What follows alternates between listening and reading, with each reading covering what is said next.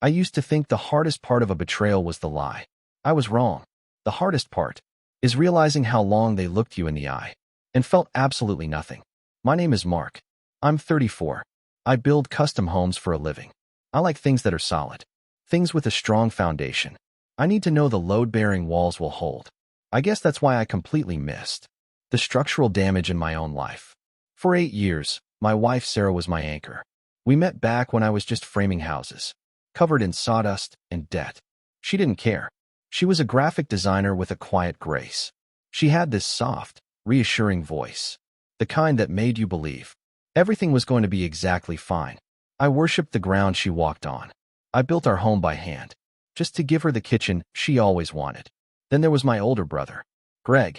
Greg was everything I wasn't. Charismatic, flashy, the guy who wore custom suits while I wore work boots. He was a real estate investor.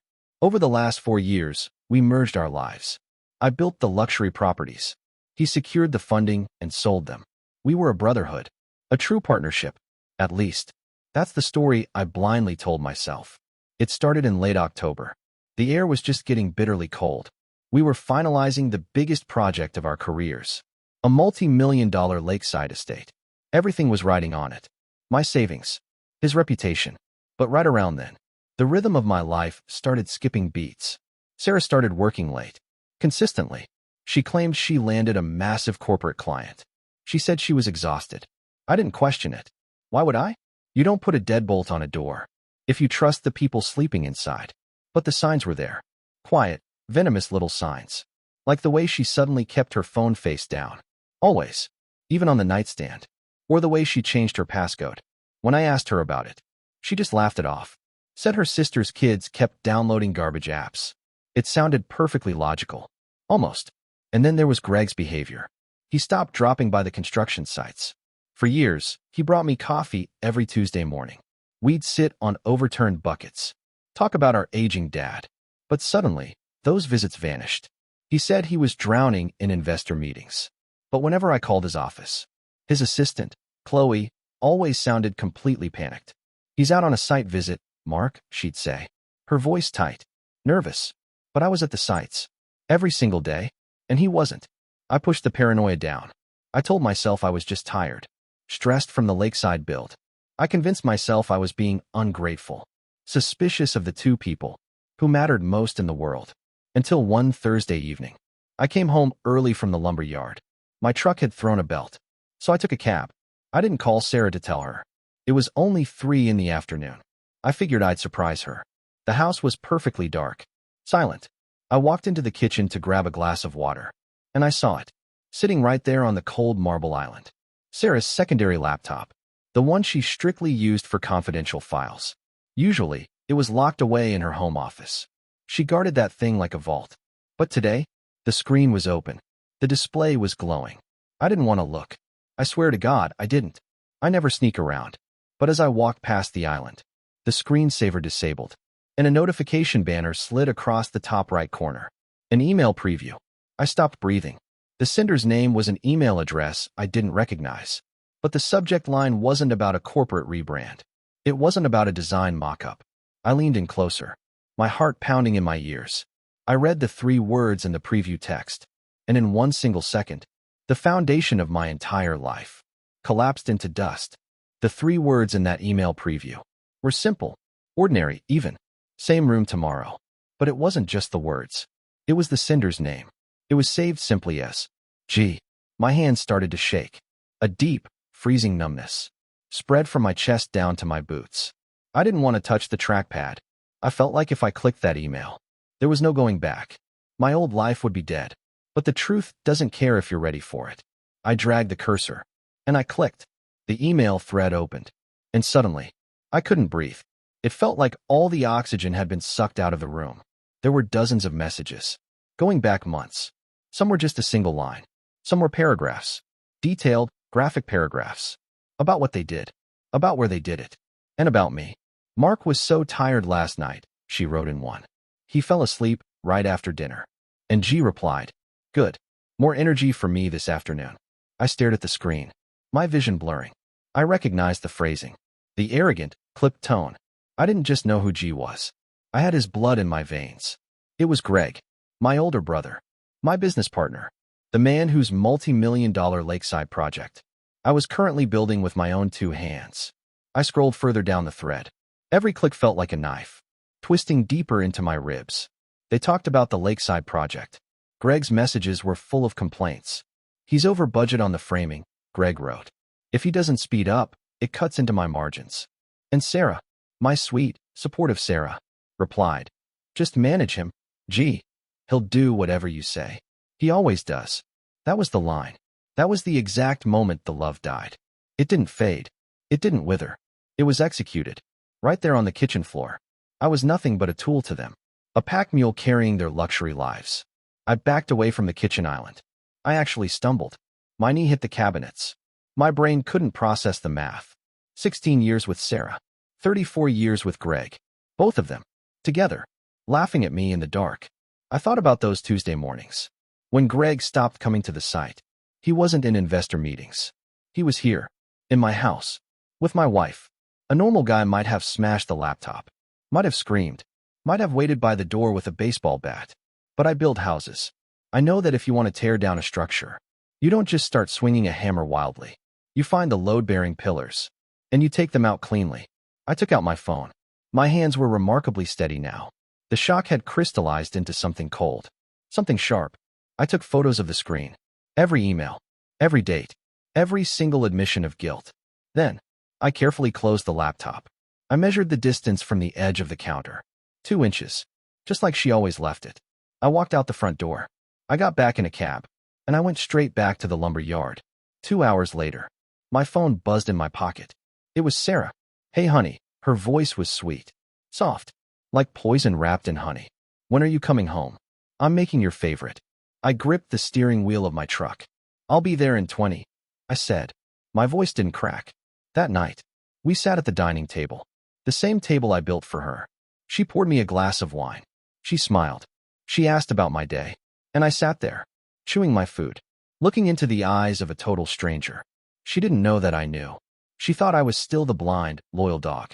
But as she took a sip of her wine, her phone vibrated on the table. Face down, she glanced at it. And a tiny, almost invisible smile tugged at the corner of her mouth. Work stuff, she sighed. I nodded. I took a sip of my wine. And in my head, I started drawing up the blueprints. Not for a house, but for a demolition. Because tomorrow was Tuesday. And according to that email, they had a room booked. And I fully intended to be the one turning the key. Tuesday morning felt like a funeral. Only I was the one in the casket. And I had to watch them nail it shut. I woke up at 5 a.m. Just like I always did. I put on my heavy work boots. I poured 2 cups of black coffee. And I sat on the edge of the bed, watching Sarah sleep. She looked so incredibly peaceful. It made my stomach physically turn. I wondered how many mornings she had done this. Woken up next to me, kissed my cheek, while counting down the hours until she could see him. Around 7, she finally woke up. She stretched and gave me a sleepy smile. Morning, handsome, she whispered. I handed her the coffee. My hand didn't shake. Big day at the agency? I asked. My voice was flat. Calm. She sighed and rubbed her eyes. Huge. I'll probably be stuck in meetings until 6. She took a sip from the mug. What about you? The lake house. I nodded slowly. Yeah. Greg wants the drywall finished by Friday. So I'll be breathing dust all day. She didn't even flinch. She just smiled over the rim of her cup and told me to be careful. I left the house at 7:30, but I didn't drive to the lake house. I drove straight to a diner downtown, and I waited. At 9 a.m., I called Greg's office. His assistant, Qley, answered on the second ring. Hey Qley, I said. Is my brother around? I could hear the hesitation in her breath. Oh, Mark. No. He's actually out sick today. Sick? I asked. Yeah. A terrible stomach bug. He said not to bother him. Thanks, Qley. I'll let him rest. I hung up the phone. A terrible stomach bug. I paid for my black coffee. And I got back into my truck. The email had mentioned a specific address. A boutique hotel on the west side of the city. It was the kind of place with valet parking. And dark, tinted windows. I parked my dusty work truck across the street, tucked neatly behind a delivery van. And I turned off the engine. The waiting was the hardest part. Your mind plays brutal tricks on you in the quiet. You start hoping you were wrong. You start hoping the emails were just some twisted joke. A bizarre misunderstanding. But at exactly 11:15, Greg's sleek black SUV pulled into the valet lane. My breath caught in my throat. I watched the valet open the passenger door, and out stepped Sarah. She was wearing a dress I had never seen before. A deep, striking red. She looked beautiful. She looked expensive. And she looked entirely like someone else's wife. Greg tossed the keys to the valet. He walked around the front of the SUV, and he put his hand on the small of her back. It wasn't a hesitant touch. It was the touch of a man claiming his property. She leaned into him. She laughed at something he said, and they walked through the revolving glass doors. Together, I sat in my truck, the silence roaring in my ears. I could have walked in there. I could have caused a massive, violent scene. I could have shattered his jaw. But the emails flashed in my mind. He'll do whatever you say. If I blew up now, I was exactly what they thought I was. Just an emotional, reactive fool. A dumb laborer with a hammer. And they still held all the cards. Greg controlled the finances for the lake house. My name was only on the labor contracts. All my personal savings were tied up in that build. If I walked away today, I would leave with absolutely nothing. I would be bankrupt, and they would finish the multi-million-dollar build without me, using my money to fund their new life. I couldn't let that happen. I refused to be a casualty in my own life. I picked up my phone. I scrolled past Sarah's name. I scrolled past Greg's name. I clicked on a number I hadn't dialed in 3 years. It rang twice. Arthur Vance, attorney at law, the gruff voice barked. Artie, I said, my voice dropping an octave. It's Mark. I need you to quietly audit a corporate LLC. Artie paused. Mark? It's been a while. Which LLC? I stared at the revolving doors of the hotel. The Lake House project. I need to know exactly where my brother's money is coming from, and how to freeze it. That takes time, Artie said. And serious cause. Why the sudden interest? I gripped the steering wheel until my knuckles turned white. Because I watched a light flip on in a third-floor corner suite, and a shadow move across the drawn curtains. I just found a massive structural flaw. It took Artie 3 full days to pull the threads. 3 days of waking up next to a stranger. 3 days of breathing in sawdust, and pretending my chest wasn't caving in. When the call finally came, I was sitting in my truck. Rain was hammering against the windshield, washing the mud off the hood. You were right, Mark, Artie said. His voice was heavy, gravelly. The LLC is bleeding, but it's not from construction costs. Greg hadn't just been stealing my wife. He had been siphoning the investor funds, paying exorbitant consulting fees to a ghost company registered under Sarah's maiden name. They weren't just sleeping together in boutique hotels. They were systematically draining my labor, using my clean, honest reputation to cover federal fraud. But arrogance always leaves a structural weakness. To secure the final, massive round of bank funding, Greg needed the primary contractor's signature. He needed a legally binding lien waiver. My signature. Without it, the bank would freeze the entire account. The private investors would demand an immediate audit, and his house of cards would completely collapse. I didn't confront them. Not yet. If you want a demolition to be successful, you have to wire the explosives perfectly. So, I spent the next 2 weeks working harder than ever. I finished the custom drywall at the lake house. I installed the imported mahogany trim. I made sure the estate looked absolutely flawless, because I wanted Greg's wealthy investors to see exactly what they were about to lose. At home, I played the part of the oblivious husband. I cooked her favorite meals. I rubbed Sarah's shoulders when she complained about her long days. It is genuinely terrifying how easy it is to smile at someone once you realize they are entirely dead to you. She was just a ghost haunting my kitchen.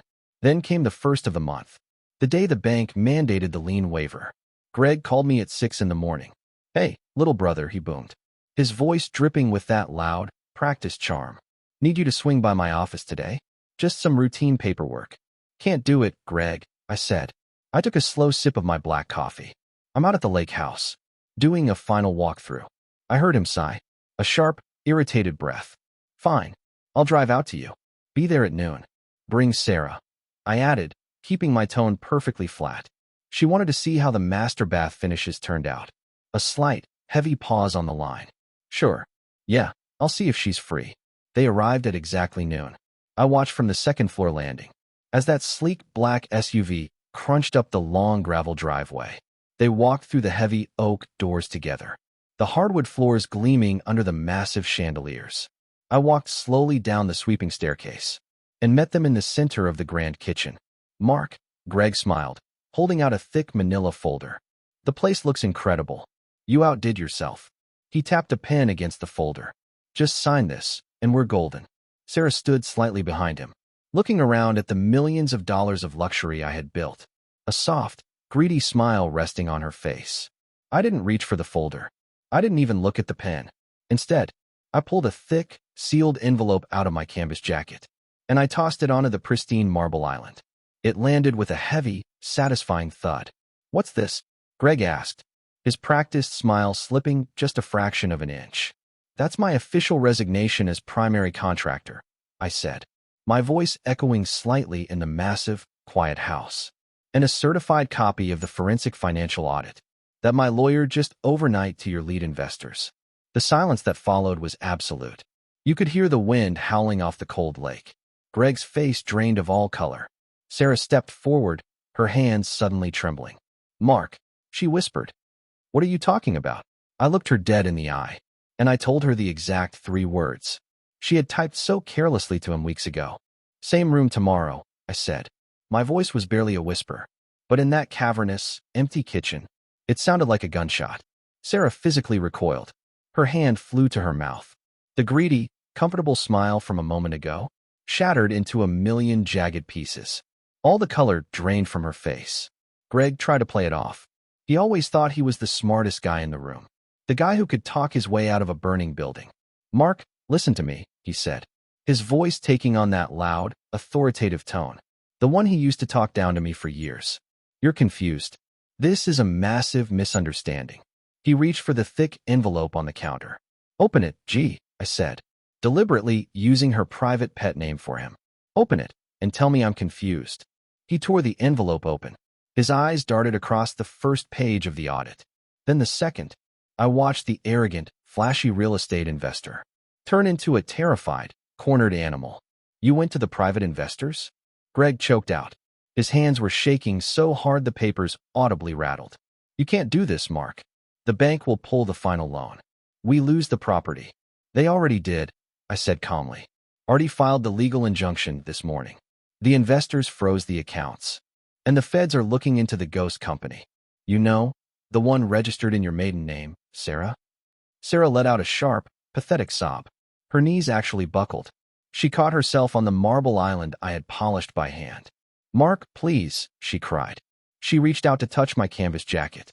"He manipulated me. He told me you were emotionally distant. He said our marriage was already over. I still love you. We can fix this." I looked down at her trembling hand, and I felt absolutely nothing. No boiling anger. No crushing sadness. Just the cold, hard certainty of a finished demolition. "You don't put a deadbolt on a door," I said softly, "if the rot is already sleeping inside the house." I took a slow step back, creating a physical boundary between my new life and their mess. "You two deserve each other. But you don't deserve this house. And you sure as hell don't deserve my sweat." Greg lunged toward me, his fists clenched, his face bright red. "I'll ruin you," he screamed. "You're just a dumb laborer. I built this empire."